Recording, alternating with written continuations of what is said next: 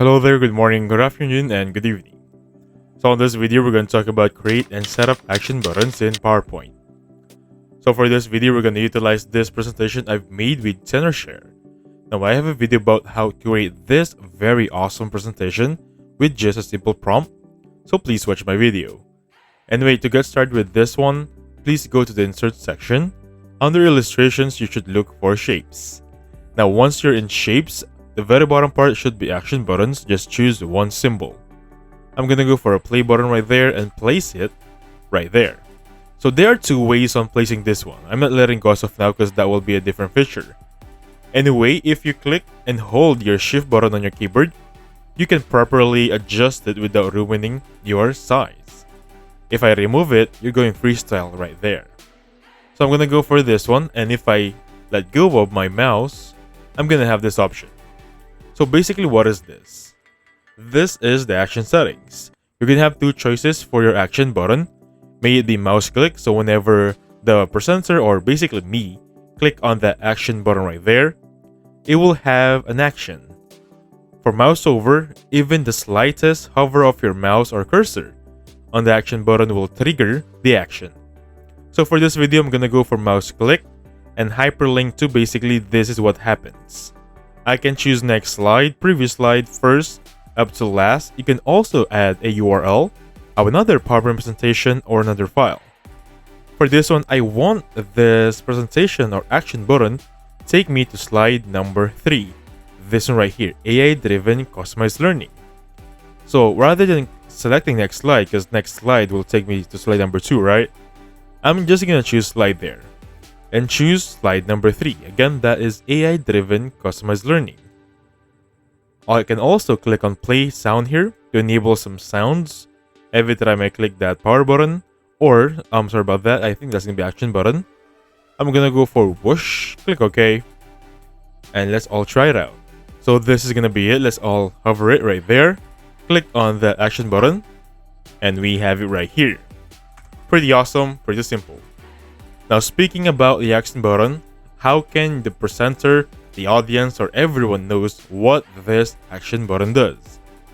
Rather than hovering your mouse and showing there that it will go to slide 3, I can also add some text here. For example, slide 3 button, something like that. I'm gonna click button right here and add some label. I can adjust this one to my liking, edit the font style. Basically, that will be by your own preference, alright? Also guys, you can change the shape format, edit shape like so, make it a different power button, or edit your shape right here, change the color with this one, change the fill, outline, and the works. That would be by your own preference. Now just a disclaimer, action button doesn't just go next. For example, we're at the slide number 6, and I want to add another action button here, specifically going backwards, this one right here. And then I'm gonna make sure the hyperlink with this one will go to the first slide. And basically with this one, I'm gonna click OK, add some text. I'm gonna go for intro, and now let's play this PowerPoint. I'm gonna go for slide number 6 to check if it will work. So again guys, I'm gonna click this one, and we're gonna be on the intro. Click slide number 3 button with the sound effects will take me to slide number 3. Pretty awesome, pretty simple, pretty useful. Now what if you want to change your mind on what this button do? For example, we cannot really go back on the insert, and that will take us another shape, another action button that will take us a very tedious task. Rather, if you want to change the action here, right click and edit link right here, and you're back on the action settings. So I can just go here and go for last slide, for example, play this one, and the previous slide 3 is now at the very last slide. Now going back on the edit link option, there is gonna be so much more here. For example, you want mouse over, that will be just basically the same. Rather than clicking it, you're just gonna hover your mouse. Let's try this one for the next slide. I'm gonna go for last slide right here, click on the play button, and whenever I hover my mouse there, it will take me to the last option. Actually, I'm not a fan of that because I can mistakenly hover my mouse there and it will ruin the presentation, right? Anyway, rather than that one, click another link. I'm just gonna go back on mouse click OK. However, before I click OK, there is also an option to run program here. basically run a program is if you have Photoshop, JavaScript, or any other coding, you can add them here.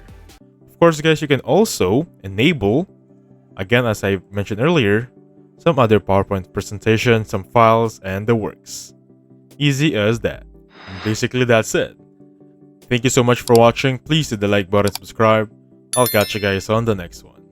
Goodbye for now.